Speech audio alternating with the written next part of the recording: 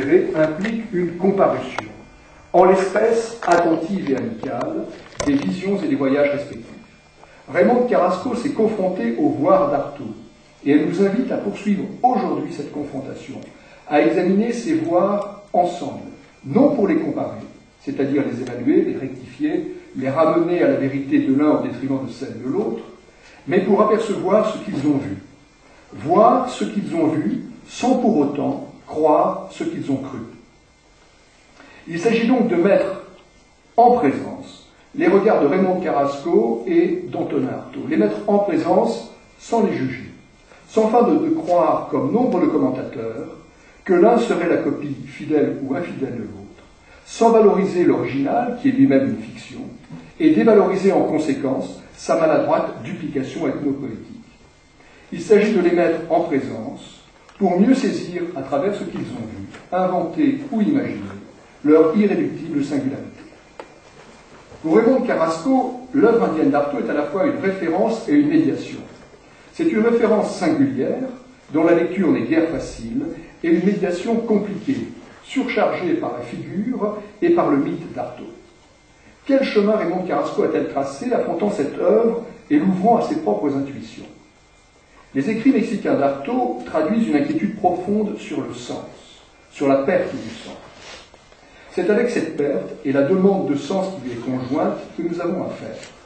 Avec les Tarahumara, il s'agit de retrouver le sens, ou du moins d'indiquer une direction. Là, je m'appuie sur Jean-Luc Nancy. Retrouver le sens de la marche, retrouver le sens de l'histoire, mêler dans une même avancée la marche des hommes et la marche du monde. Les Tarahumara, Régis Ebro l'a abondamment filmé, sont les hommes qui marchent. Qu'est-ce que cela veut dire? Quel est ce sens de l'orientation pressentie par Artaud au Mexique et qui permettrait de s'orienter dans le monde autant que d'orienter le monde? En d'autres termes, à quel savoir Raymond Carrasco, lisant Artaud et se rendant après lui dans la Sierra Tarahumaras, s'est-elle confrontée? Pour répondre à ces questions, je retracerai brièvement les prémices du voyage d'Artaud au pays des Tarahumara. Ces quelques indications permettront de mieux approcher l'expérience ethnopoétique de Raymond Carrasco. Il y a tout d'abord chez Artaud l'affirmation virulente d'une rupture.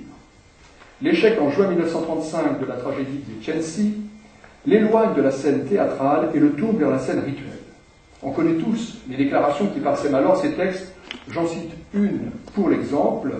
Je suis venu au Mexique pour fuir la civilisation européenne issue de 7 ou 8 siècles de culture bourgeoise, et par haine pour cette civilisation et cette culture. Artaud débarque au Mexique, arrive à Mexico, le 7 février 1936. À la fin du mois, il donne 3 conférences qui surprennent l'assistance. Sa critique acerbe du marxisme, une caricature de la vie, sa réduction du surréalisme à un courant à la mode, son rejet de l'art moderne mexicain, une imitation de l'art européen, son désintérêt hostile pour les muralistes surprennent désagréablement. Et le malentendu s'accentue rapidement. Alors que les architectes modernistes remodèlent la ville, alors que la Ligue des écrivains et des artistes révolutionnaires promeut le réalisme socialiste, alors que l'indigénisme officiel alphabétise les populations indiennes, Artaud enjoint le Mexique moderne, progressiste et marxiste de rompre avec lui-même pour retrouver, je le cite, ses sources primitives d'inspiration. Je le cite encore, nous attendons du Mexique un nouveau concept de révolution et aussi un nouveau concept de l'homme. Juin 1936. Il s'agit donc de rompre. Mais de rompre avec quoi? Il s'agit de rompre avec un sens du monde qui se confond avec l'avènement et l'histoire de l'Occident. Il s'agit de rompre avec une époque du sens aussi longue que l'Occident. La terre mexicaine serait étrangère à cette histoire occidentale du sens, et c'est la raison pour laquelle Artaud s'y rend en 1936. Ces premières déclarations que j'ai citées ici, au vocabulaire approximatif, traduisent chez Artaud sous le mot de culture une demande impatiente de sens que la réalité mexicaine ne peut cependant satisfaire. La rapide désillusion d'Artaud modifie en profondeur son regard sur le Mexique, comme en témoigne sa correspondance, et permet la progressive advenue d'une autre réalité, tout aussi imaginaire que le Mexique, brutalement rejeté, une autre réalité, peu à peu identifiée aux Indiens Tarahumara. 4 lettres que je mentionne ici rapidement. Une lettre du 26 mars 1936 à Jean Paulhan. Je cite, Artaud parle des activités de conférence qu'il a eues, des rencontres qu'il a pu faire, et il ajoute en conclusion, mais cela, c'est le côté exotérique. Il y a un monde ésotérique certain au Mexique. 2 avril à René Thomas. Je compte quitter Mexico prochainement pour l'intérieur du Mexique. Je pars à la recherche de l'impossible. 18 avril, dans une lettre à Marie Dubuc. On m'a amené chez une espèce de demi-charlatan qui prétendait connaître le secret de la culture toltèque. Celui-là me renvoie à un autre. S'il y a un secret de culture, il ne peut pas courir les rues. 10 juillet à Jean-Louis Barrault. Il s'agit de retrouver et ressusciter les vestiges de l'antique culture solaire. De mars à juillet, on constate que l'intérêt d'Artaud s'est déplacé de l'actualité mexicaine vers un Mexique inactuel, intempestif, éternel. L'intitulé et le contenu des articles parus en espagnol dans la presse locale entre mai et août 1936 confirment cette évolution du projet d'Artaud en l'amplifiant. Le 26 mai, Artaud donne au journal El Nacional base universelle de la culture. Le 13 juillet, la culture éternelle du Mexique. Le 1er août, secrets éternels de la culture. Le 9 août, les forces occultes du Mexique. D'un texte à l'autre, quel enchaînement observe-t-on? Ces titres, en effet, ne sont pas redondants. Le mot de culture y est central, mais c'est son occultation progressive qui est dite à mesure que grandit le désarroi d'Artaud devant le spectacle d'un Mexique affairé, contredisant chaque jour un peu plus ce monde d'images qu'il porte en lui. Et c'est ce monde d'images que Raymond Carrasco et Régis Hébron se confronteront, c'est à ce monde d'images, pardon, que Raymond Carrasco et Régis Hébron se confronteront à leur tour, imposant peu à peu leur propre monde d'images, substitué, nous le verrons dans un instant, à celui d'Artaud. Cela a 2 conséquences. D'une part, s'affirme chez Artaud la volonté d'expliciter ce que personne n'a jamais pénétré. D'autre part, s'impose chez lui la nécessité d'un retrait vers l'intérieur du pays, à la recherche de ce qu'il appelle l'impossible. Artaud distingue donc rapidement 2 Mexiques, l'un exotérique, l'autre ésotérique. Son propos change alors radicalement. L'actualité banalement révolutionnaire du Mexique moderne s'efface devant l'anachronisme essentiel des Tarahumara. Je vous renvoie bien sûr au texte intitulé Une race principe, dont je cite la première phrase. On entre avec les Tarahumara dans un monde terriblement anachronique et qui est un défi à ce temps. Cette évolution trace une coupure entre 2 mondes, par conséquent, et 2 pensées antagonistes, et elle entraîne Artaud sur la voie d'un prophétisme messianique périlleux. Car il ne s'agit plus seulement de dire à des Mexicains éberlués d'incroyables vérités, mais de dire la vérité en se portant seul désormais au devant de celle-ci. Artaud se présente à partir de juillet-août 1936 comme celui qui apprend et qui enseigne, celui qui comprend ce que personne ne comprend plus. Artaud est donc désormais l'homme du secret. Il sait par intuition et par imagination poétique ce que ses contemporains ont oublié, je le cite.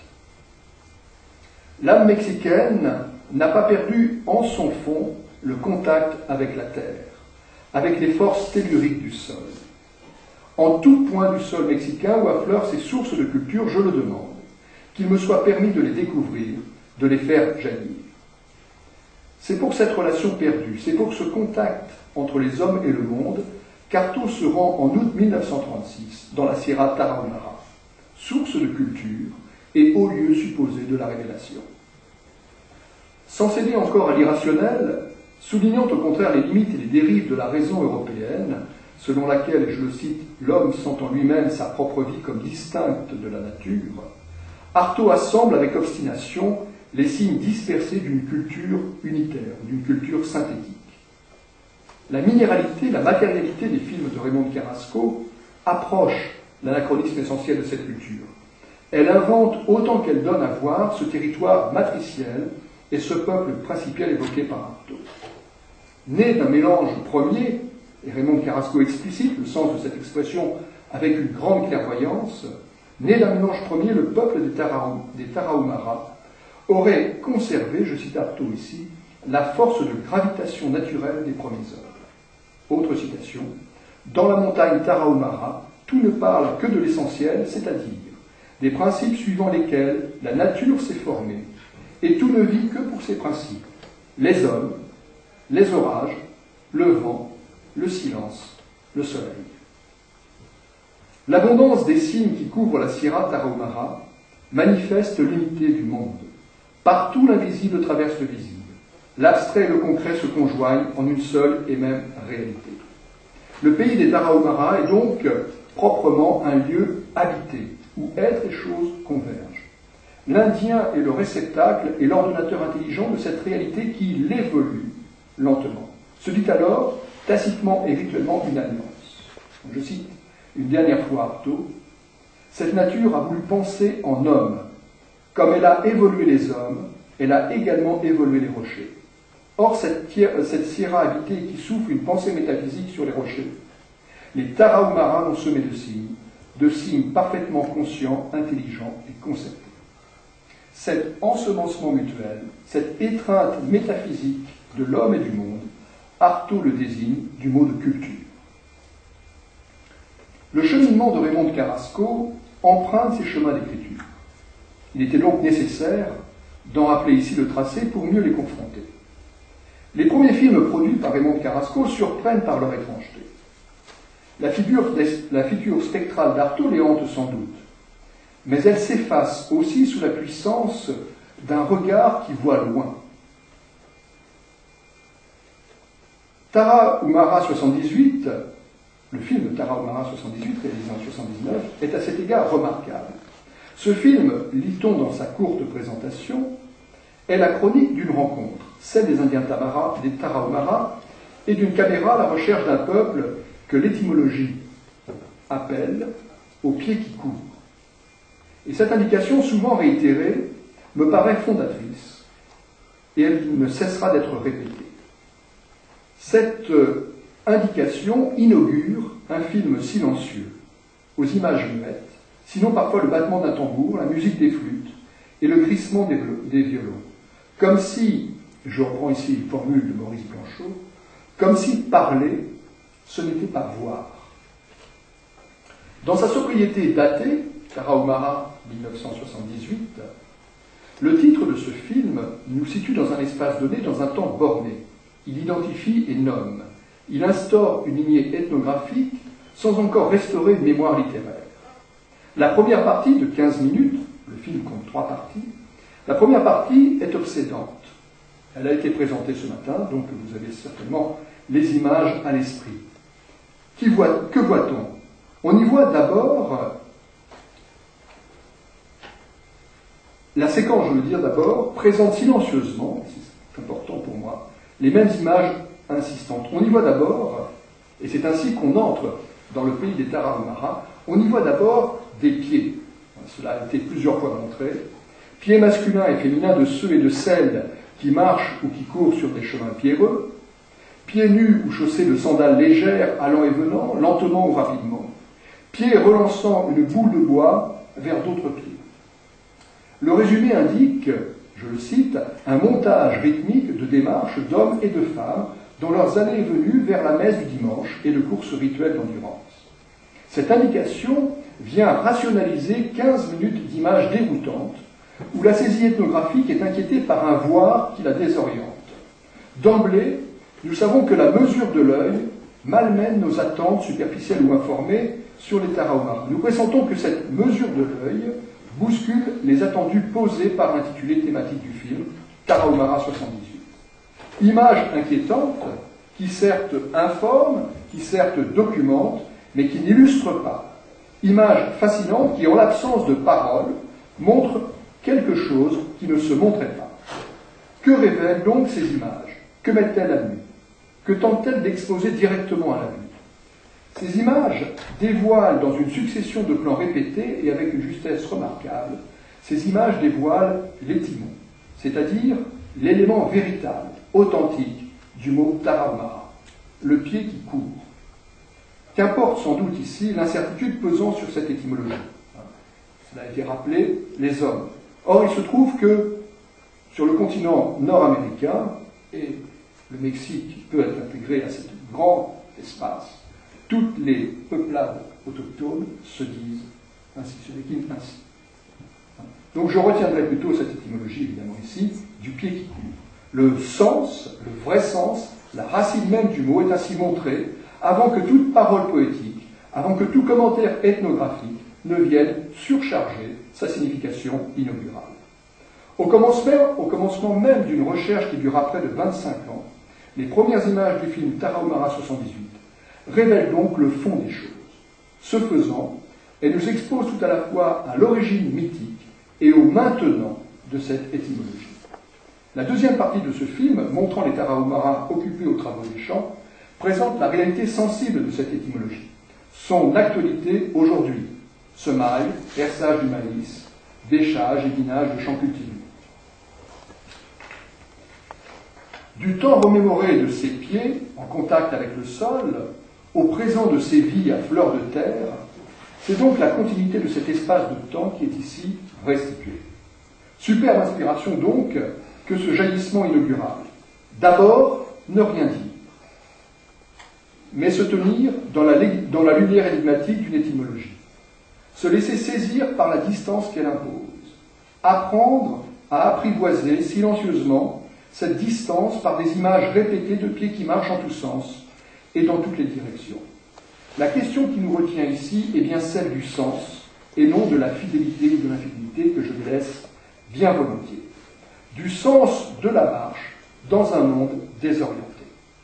Il me semble, dans cette confrontation qui est menée ici, il me semble qu'il y a là un point de rencontre entre Raymond Carrasco, Régis Ebro, et Antonin Artaud. Un point de rencontre, mais non un point d'ajointement. Car une manière de voir, une manière de se voir, les distingue ici très nettement. Je disais en ouverture de cette communication que l'œuvre indienne d'Artaud avait été à la fois une référence et une médiation pour Raymond Carrasco. Les remarques que je viens de faire sur ce film, Tarahumara 78, éclairent ce propos initial. Raymond Carrasco aurait pu mettre en image les textes d'Artaud, mais elle ne l'a pas fait. C'est au contraire une manière de dialogue qu'elle a construit, implicitement ou explicitement, au fil des années. Plusieurs films, on les a évoqués, permettent d'analyser ce processus de Tutuguri, Tarahumara 79, produit en 1980, jusqu'au Dernier chaman en 1999. Mais parmi tous ces films, Artaud les Tarahumara est certainement celui qui permet de mieux apprécier l'intertextualité artaldienne, ses effets et ses conséquences. Réalisé en 1995, ce film forme, je cite, un montage nouveau rassemblant dans un geste synthétique des extraits de films antérieurs. La synthèse effectuée vient donc ordonner, en les épurant, des blocs d'images et de sons rassemblés entre 1978 et 1995 en une totalité, aperçue et réalisée après coup. Le geste n'est pas anodin. Cet après-coup donne à l'ensemble une signification sans doute longtemps incertaine et sans doute hésitante aux étapes successives que nous connaissons. La suite des films, Tarahumara 79, Tutuguri, Los Pintos, Yumari, Los Pascoleros, constitue désormais, et je cite cette présentation, une véritable chronique des rites Tarahumara de 78 à 95. Ce film, dont l'originalité tient donc au montage de séquences connues, s'énonce ainsi. Il est à la fois une synthèse et un recueil de rites datés, nouvellement rassemblés sous un énoncé initiatique surplombant. Et je cite, on pourrait appeler cette première série de films, 78-95, la route de Tutuguri.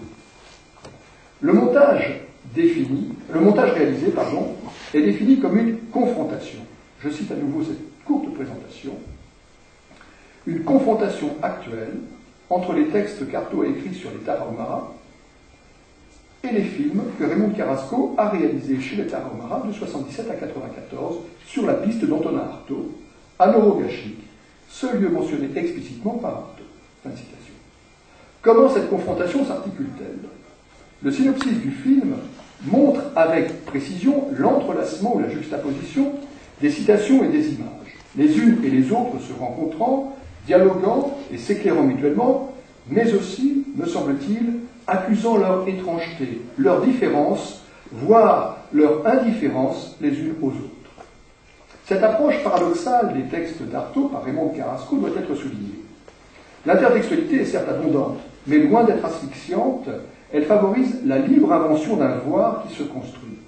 La confrontation, et je rappelle que j'emprunte ce terme à Raymond de Carrasco, la confrontation se fait alors rencontre, parcours, déplacement.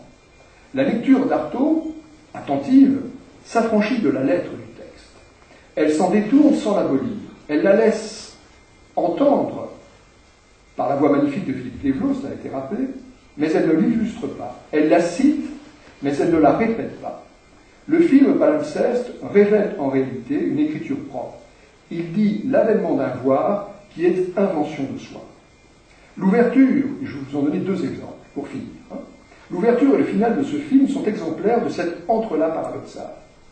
Les premières images, nocturnes, en noir et blanc, saisissent des visages indiens immobiles, puis le corps fragmentaire de deux danseurs lors d'un rite d'initiation. Après quelques secondes, s'élève la voix de Philippe Lévenot lisant Artaud. Je le cite. « Pour vivre, il faut avoir un corps. C'est des histoires, à première vue, c'est une utopie. Mais commence d'abord par danser, bougre de singe, espèce de sale macaque européen que tu es, et qu'a jamais appris à lever le pied. » En regard de cette citation, Raymond Carrasco écrit sur ces imprécations, irruption d'image, jour, couleur. On reconnaît les deux hommes peints, véritables doubles, accomplissant une danse très élaborée, levant le pied. C'est un plan rapproché sur les jambes et les pieds de deux pascoleros, dont la durée permet de décomposer le pas. Fin de citation. Une fois de plus, donc, la médiation citationnelle se ramène à l'essentiel.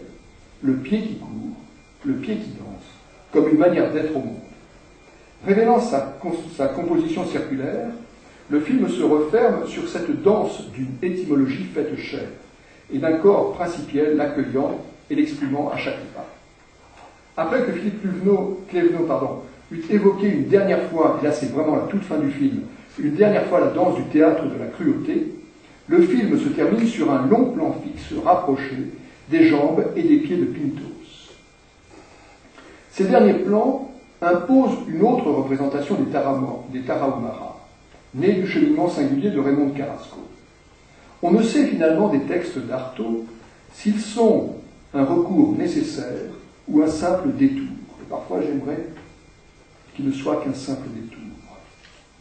Un autre récit, en effet, une autre fiction, approche ici l'énigme du monde qui prend le nom de Tarahumara. La nullité de l'exister, l'expression est de Jean-Luc Nancy, la nullité de l'exister y est interrogée. Et c'est ce qui nous retient finalement.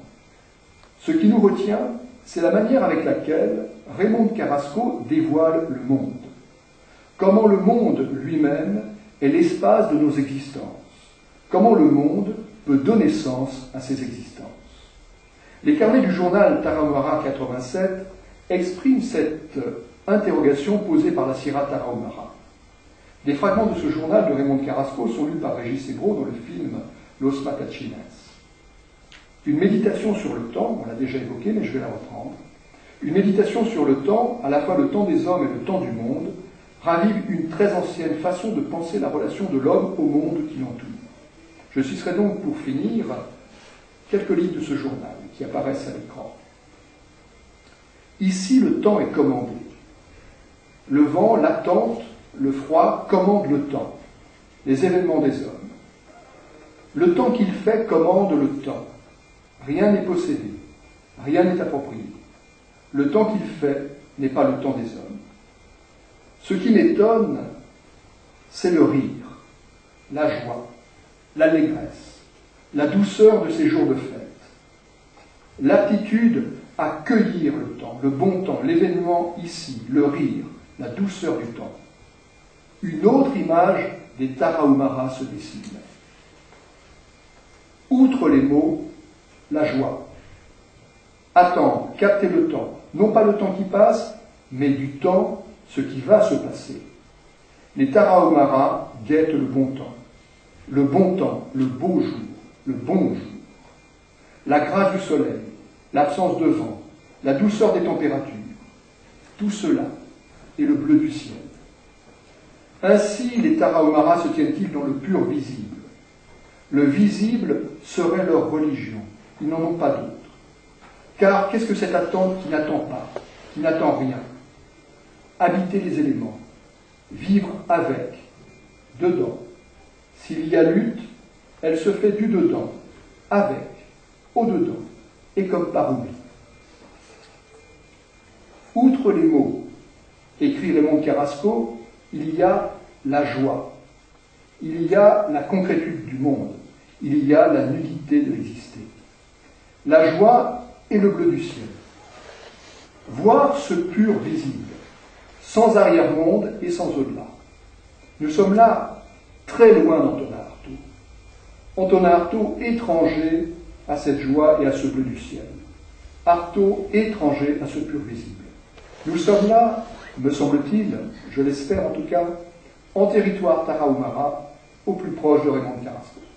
Merci.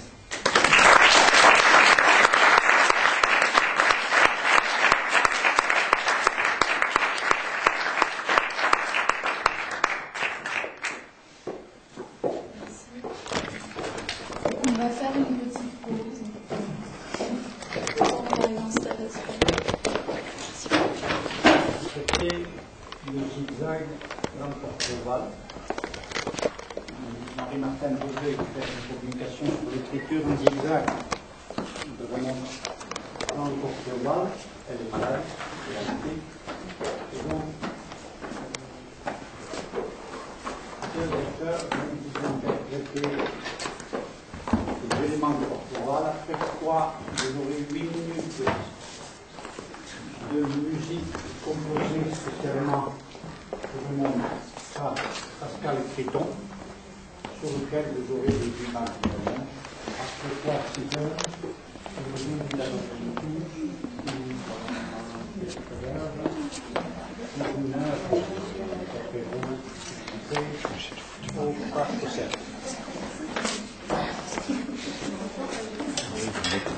derrière.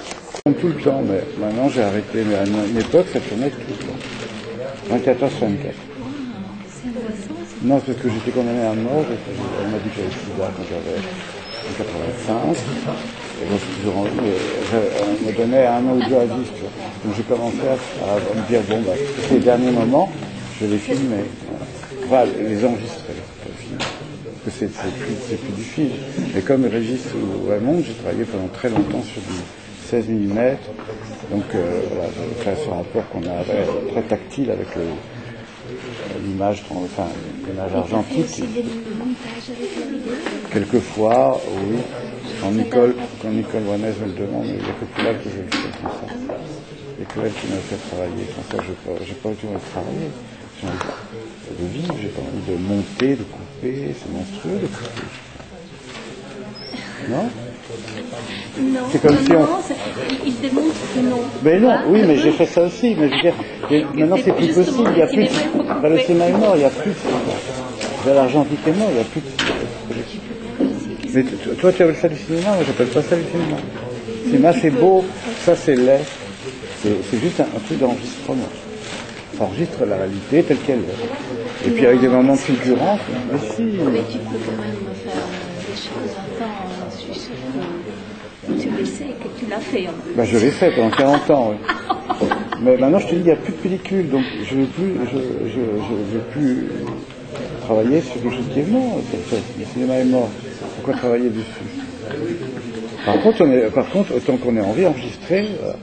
Et maintenant, de toute façon, n'importe quel événement, il y a 50 portables, 100 portables sous les films, donc il restera peut-être quelque chose, sauf que ce numérique ne tient pas le coup. Alors que l'inversible que j'ai fait il y a 40 ans est toujours en parfaite forme. Et ça, pas les coups, pourquoi tu les fais? Ben, quand ça sera des fichiers, ça va disparaître, parce que c'est milliards d'images qu'on a maintenant, tout va disparaître. Alors que très peu d'images qu'on avait... Ça doit ça, ce que tu veux. De toute façon, déjà, tout ce qui était...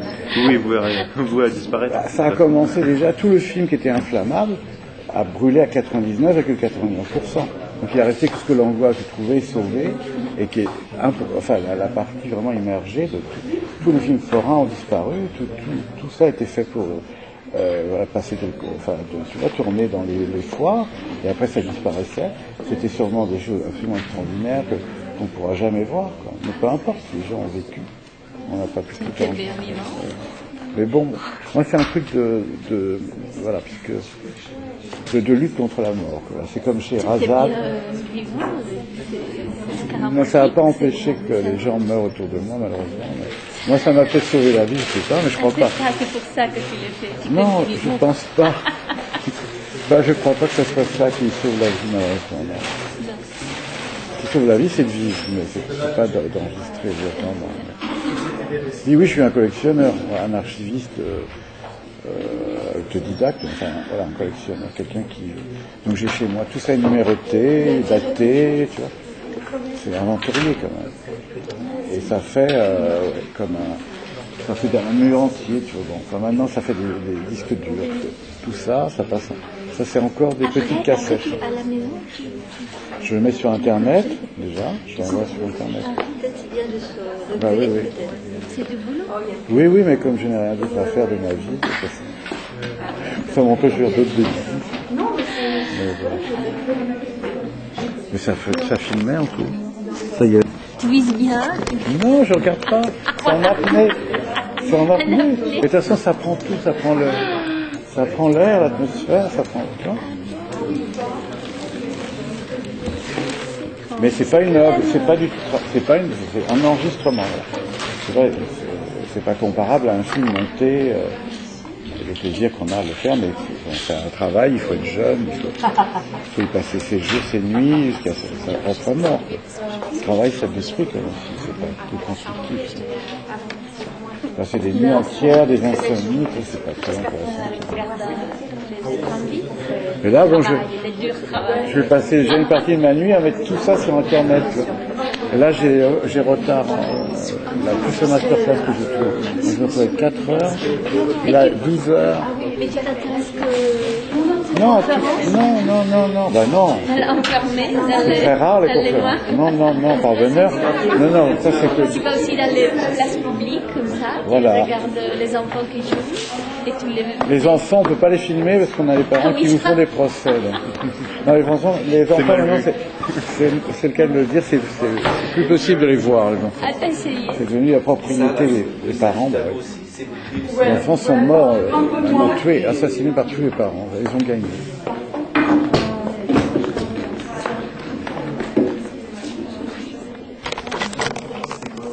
Voilà.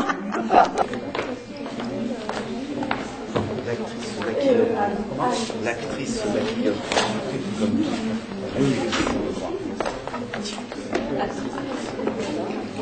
vous avez regardé, c'est mal. C'est maintenant le sujet. Oui, tout de suite. Pour ceux qui ne sauraient pas qu'est-ce que c'est le portrait ovale, c'est un texte texte manifeste écrit en 1976 par Raymond de Carrasco. Il a été créé en 1976, publié seulement en 1995. S'il vous plaisait, il est épuisé, mais j'ai eu la chance d'obtenir des éditions compactes qui le réimpriment. Et donc, j'en tiens à votre disposition 200 exemplaires. Oui, on m'a amené à... J'aurais pensé que c'était pour que l'édition compacte le refuse. Non, on les a amenés un jour à Pompertusa, en camion. 2 colis d'eau, 200 exemplaires de Granada, des portraits ovales, ça ressemble à ça.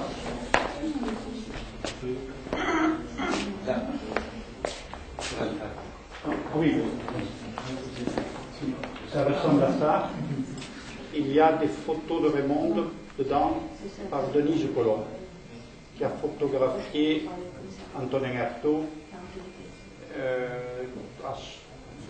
dans son retour à Paris. Elle est célèbre pour ça, elle a photographié Raymond, on était devenus amis. C'est un texte, on va vous jouer l'imbrication, ils vont vous jouer l'imbrication, le caractère imbriqué de l'écriture, c'est une caractéristique de Raymonde, et vous verrez même leur interprétation des aides, le texte lui-même, et les phrases elles-mêmes comportent les aides comme nous aurons, et les paragraphes eux-mêmes sont parfois séparés par un grand Z. Vous allez voir ce qu'ils en ont. C'est ce que Marie Martin appelait l'écriture en zigzag.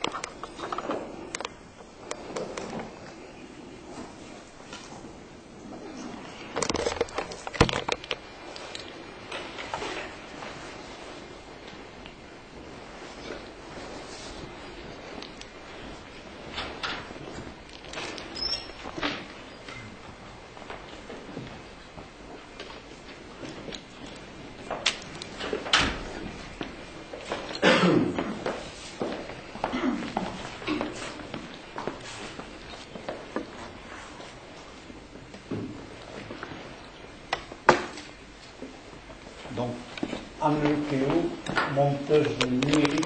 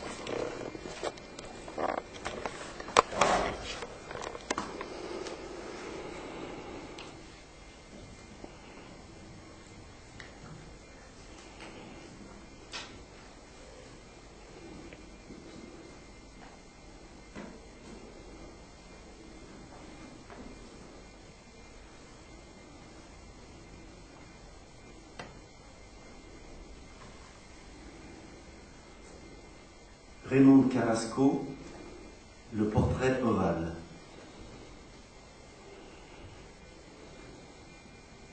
Le bois des panneaux frise et fleurit, s'ovalise et la reflète sans atteindre au bord des plaines qu'elle éclot. La pupille. On peut tenir des questions inactuelles. Pour le plaisir. Pour la magie.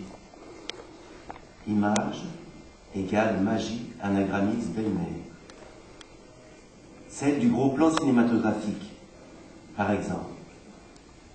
Car sur une certaine machine, que j'appelle à la suite des Einstein cinématographie, il faut bien user les mots, les jouer et un jour peut-être les brûler. nous fait rêver, divaguer, éveille en nous le rêve de notre rêve, bateau, voyage, fiction, promenade immobile d'une chambre à soi, fleuve et brouillard. Il est possible que l'inactuel soit les fractures même de l'actuel, l'ailleurs qui provoque l'ici. Ailleurs provoque ici. Le jeu appartient à la catégorie poésie expérimentale. Si l'on en retient essentiellement la méthode de provocation, le jouet se présentera sous forme d'objet provocateur. Le meilleur jeu alimente son exaltation, moins dans les images prédéterminées d'un aboutissement que dans l'idée de perpétuité de ces suites inconnues. Le meilleur jouet sera donc celui qui ignore tout pédestal d'un fonctionnement fixé à l'avance, celui qui, riche en applications et probabilités accidentelles, comme la plus misérable des poupées de chiffon, affrontera l'extérieur pour y provoquer ardemment, par-ci, par-là, ses réponses à toute attente, les images soudaines du toit. Provocation perverse de hasard. Expérimentation panique. Poupée pupille hors la loi, font la loi. Probabilité, accidentelle jusqu'à l'aléatoire, intersection de fragments pluriels, zigzag brisure, interférence, ligne vague, boucle, chevelure, prompte à découvrir le style afin de lui insinuer l'intolérable, anatomie de l'image, productrice d'inconscient physique, rephysiologisation apocalyptique au plus près l'émergence pupillaire et l'invention de ce qui ne doit rien à rien. Troisièmement, peut-être ce qui était plastiquement le plus important, les hauts panneaux Louis XVI de l'immense salon étaient non pas largement architecturés, mais fourmillants d'une sorte de germination intérieure. On ne pouvait les dire sculptés bien qu'ils en eussent l'air. On aurait dit qu'ils s'étaient développés à partir de la dentelle, trouvant dans cette forme géométrique la solution de cette moisissure, de cette syphilis plastique qui les avait éclos. Quatrièmement, enfin, comment ne pas le deviner? Chaque panneau rectangulaire s'écussonnait en son centre d'un médaillon ovale et bombé, comme le cristallin d'un œil, comme une fesse, et dans ce médaillon s'inscrivait une peinture. L'ensemble se donnait pour une reproduction de belle-mère sur une annonce de galerie. Premier rêve de la poupée. Ainsi, né de l'enfracture, fêlure, blessure au debord d'un texte, en gros plan d'Eisenstein, l'intersection initiale du premier rêve de la poupée de Joly Bousquet et Hans Melmer qui s'envalise en vers plus bref, et du portrait ovale de Pau Godard, provocatrice d'autres collisions de hasard aux effets indécidables.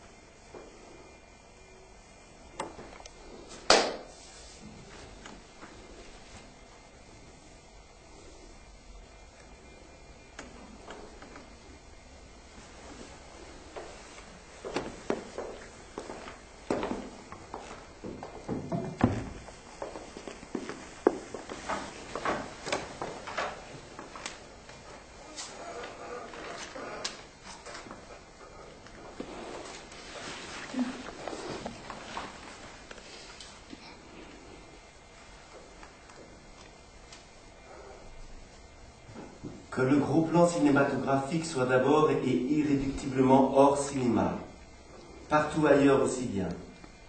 Dans la littérature, celle romanesque de Dickens, montre d'Olivier Twist, bouilloire du grillon du foyer, c'est la bouilloire qui a commencé. Ou, plus irruptivement encore, l'éclatement d'une grappe de lilas au cadre d'une fenêtre. Ou plutôt, le coléoptère tête de mort du sphinx d'Edgar Poe. Et du côté de l'autre, Edgar, Degas, Dokuzai et Toulouse-Lautrec, la disposition au premier plan d'un paysage japonais. Leitmotiv Eisenstein. La branche était touffue, recourbée, avec des oiseaux perchés dessus. Et loin derrière elle, à travers elle, étaient peints les détails traditionnels d'un paysage japonais. Des huttes, des taillis de roseaux, des ponts enjambant des ruisseaux, des barques au nez pointu, tracées en 2 coups de pinceau. La branche n'était plus simplement un gros plan. La branche était un premier plan typiquement japonais, le premier plan à travers lequel se dessinent les lointains. C'est ainsi qu'avant de connaître Okuzai, avant mon emballement pour Edgar Degas, je communiais avec la séduction de la composition en premier plan. Plus énigmatiquement, et plus précisément pourtant, la naissance, l'avant-naissance du gros plan serait à chercher, hors cadre, portrait et nature morte, du côté de la composition en premier plan. Et lorsque des années plus tard, je me suis lancé à la recherche des préfigurations historiques du gros plan au cinéma, je les ai involontairement cherchées non dans le portrait ou la nature morte, mais dans la passionnante aventure d'un élément isolé qui, issu de l'organisme général du tableau, se met à avancer au premier plan. Comment, se détachant du plan d'ensemble du paysage, où il est parfois impossible de distinguer la chute Picard ou Daphnis et Chloé, les figures commencent à s'approcher de la surface. D'abord en pied, puis en devenant graduellement si proches qu'elles sont coupées par le bord du tableau, comme dans Espolio du Gréco par exemple, ou beaucoup plus tard, en un bond enjambant les siècles, chez les impressionnistes français, très influencés par l'estampe japonaise. Singulière aventure que cette petite phrase de ce segment. Je les ai involontairement cherchés, non dans le portrait ou la nature morte. À l'accent beau baudelairien, je jetais sur la peinture un coup d'œil rapide et je fermais les yeux. Pourquoi ? C'était un mouvement involontaire pour gagner du temps et pour penser. Oh, le portrait ovale. Petite phrase qui, elle aussi, dans la disposition si peu organique du texte, se met à avancer en premier plan, à tirer ses propres lignes de fuite, doublement frappé du saut du négatif involontairement non, l'oubli du portrait nature morte et la condition d'un singulier procès anamétamorphique, grappe de lilas, papillon, tête de mort, calaveras d'un carnaval mexicain, toute une série de devenirs déformations, toujours inhumaines, engendre la fantastique du gros plan. La vive impression laissée par la branche japonaise peinte fut probablement à l'origine de l'impression intense produite par le comte. En regardant par la fenêtre, Poe voit soudain une monstrueuse bête gigantesque rampée sur la crête des montagnes éloignées. Par la suite, on s'aperçoit qu'il ne s'agit nullement d'un monstre antédiluvien, mais d'un humble coléoptère rampant sur la vitre. C'est la combinaison optique de ce gros plan avec la lointaine chaîne de montagnes qui avait produit le terrifiant effet si magistralement décrit par Poe. Je crois que cette intersection, la branche de lilas blanc, la description plastique dans le terrifiant récit d'Edgar Poe, a conditionné d'une certaine manière mes compositions en premier plan, les plus intensément expressives et faisant le plus d'effet. Ce sont les crânes et les moines, les masques et les manèges du jour des morts dans le film mexicain. La tache blanche de la grappe de lilas devient le crâne blanc du premier plan. L'effroi du récit d'Edgar Poe, le groupe de moines en soutane noire tout au fond.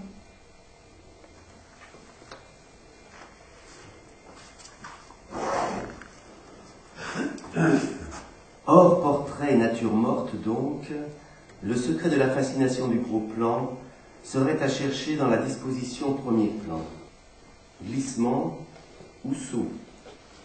Car de l'exclusion du rejet du portrait, nulle justification-explication, sinon par une étrange inversion des signes, où le négatif devient positivité, l'affirmation de la force de la disposition premier plan.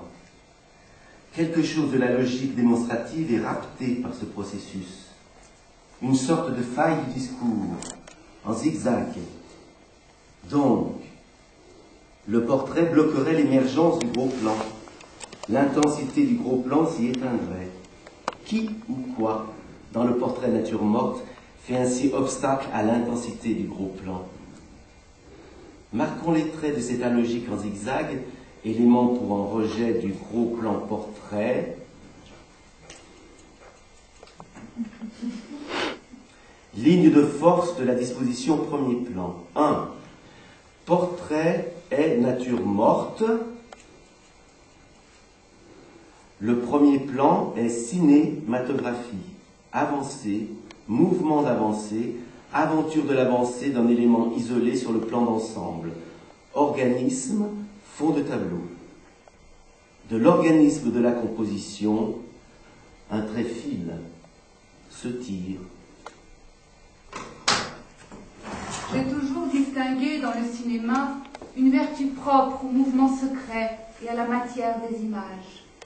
Il est certain que toute image, la plus sèche, la plus banale, arrive transposée sur l'écran.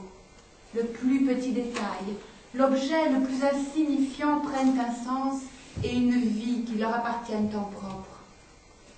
Par le fait qu'il isole les objets, il leur donne une vie à part, qui tend de plus en plus à devenir indépendante et à se détacher du sens ordinaire de ces objets. Un feuillage, une bouteille, une main, etc., vivent d'une vie quasi animale et qui ne demandent qu'à être utilisés. Puissance ciné-œil. Kinoclasse. De l'objectif qui fonce au milieu de la réalité, en extrait le détail le plus inhumain et l'offre à la rencontre du désir comme plus réel, plus de réel, seul réel. Le désir prend son point de départ, non dans un ensemble perceptif, mais dans le détail.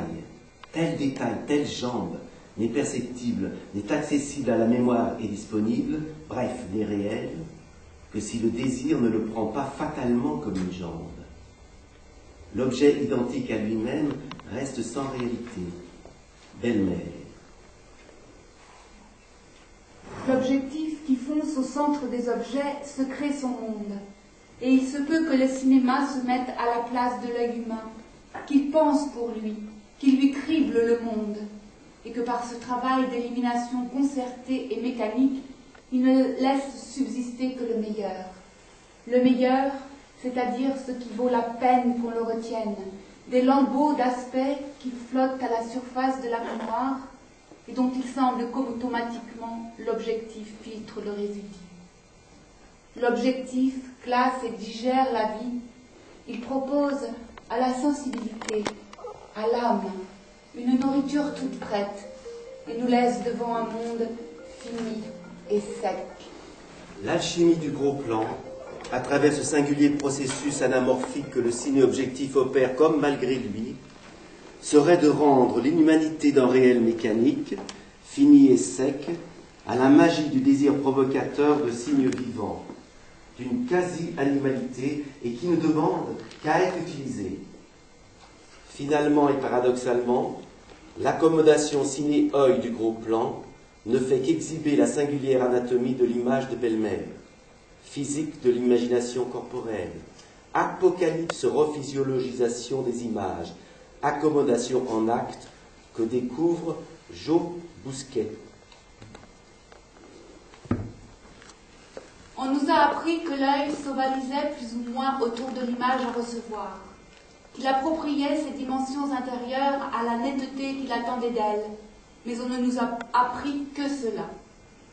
Comment l'image minuscule germe dans l'œil jusqu'à se revêtir de ses dimensions vraies, on ne nous l'a pas dit, encore que Bergson l'ait probablement suggéré. Officiellement, nous ignorons cette vérité élémentaire que je vous expose d'abord en 2 mots. L'effort local qui nettoie et précise l'image reçue est justement celui qui donne sa grandeur. Et c'est en se prolongeant dans toute la musculature du corps que ce réflexe d'adaptation développe à la mesure humaine le rayon qu'il avait déjà raffiné et filtré. L'œil est un viseur déformable et sensible.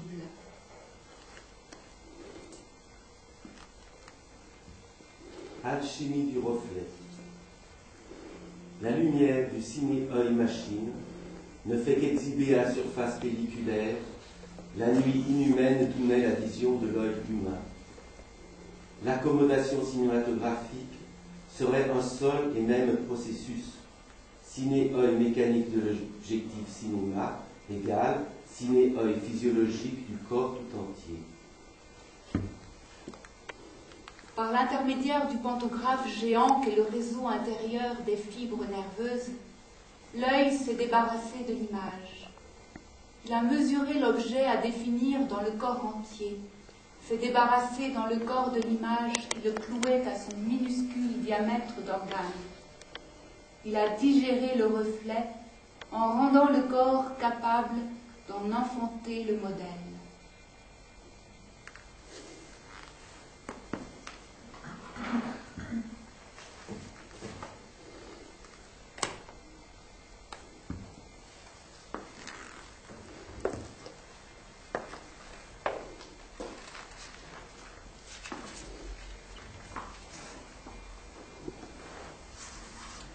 Le portrait serait d'abord gros plan visage.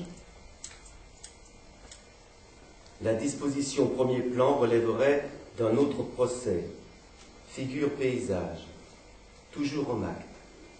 Comment, se détachant du plan d'ensemble du paysage, où il est parfois impossible de distinguer la chute d'Icare ou Daphnis et Chloé, les figures commencent à s'approcher de la surface.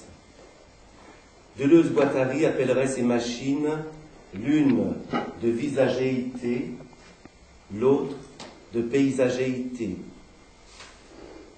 Pour nous, la paysagéité cinématographique serait l'imbialité de la forme, figure avant arrêt et fixation de toute forme, du brouillard du fond, où toute multiplicité ordonnée et organisée, visage, s'est à jamais perdue, défaite et brouillée, l'accommodation au premier plan tire, pli selon pli, trait selon trait, un trait, pour mieux le laisser filer, vibrer, sa propre ligne d'envol à la surface pelliculaire. Le brouillard du fond n'est que la multiplicité du grain pelliculaire, le trait qui file premier plan, sa vibration. Surtout, le portrait assurerait la clôture-fermeture du cadre, du sec rectangle écranique Eisenstein. La disposition premier plan sort des bords même du cadre, quitte le cadre, le déborde, le jette hors cadre. Les figures commencent à s'approcher de la surface, puis en devenant graduellement si proches qu'elles sont coupées par le bord du tableau. Et sur ce fond, d'en haut, d'au-delà des limites du cadre, se penche le gigantesque profil d'Ivan, haut de la tête et la nuque sont coupées. L'intensité du gros plan est alors l'excès de cette approche, des bords du cadre, jusqu'à sortir du cadre, le briser, gradation des intensités portées au blanc jusqu'à une explosion même du cadre. Soit ce qu'Eisenstein appelle très littéralement cinématographie, montage, collision, brisure, zigzag, hors cadre. Quant au cadre, il forme la cellule du montage, conflit à l'intérieur du cadre, montage potentiel, brisant sa cage rectangulaire dans une augmentation d'intensité et projetant son conflit d'intensité au montage, dans les chocs entre les plans montés, comme le zigzag de la mimique, par les mêmes brisures, se déverse dans le zigzag de la mise en scène spatiale. Et s'il fallait vraiment trouver une comparaison pour le montage, on devrait comparer la phalange des fragments du montage, les cadres, à la série d'explosions d'un moteur à combustion interne, se multipliant en dynamique de montage par les poussées d'une automobile en pleine course ou d'un tracteur. 4. Enfin, le portrait nature morte serait normalisation réalisme de la forme. Le premier plan serait anamorphose, procès anamorphique et extatique, proche le carnaval grotesque, la caricature et certaines dispositions des agencements que certains appellent érotiques. Il n'est pas indifférent qu'Eisenstein cite dans Hors cadre le portrait d'acteur d'Okuzai. Le réalisme de la forme est l'uniformisation de l'extase de la forme. La représentation disproportionnée d'un phénomène nous est propre organiquement, primordialement. Alexandre Loudria m'a montré un dessin d'enfant illustrant le thème « On chauffe le poêle ». Tout est représenté dans des rapports acceptables et fort consciencieusement. Les bûches, le poêle, son tuyau.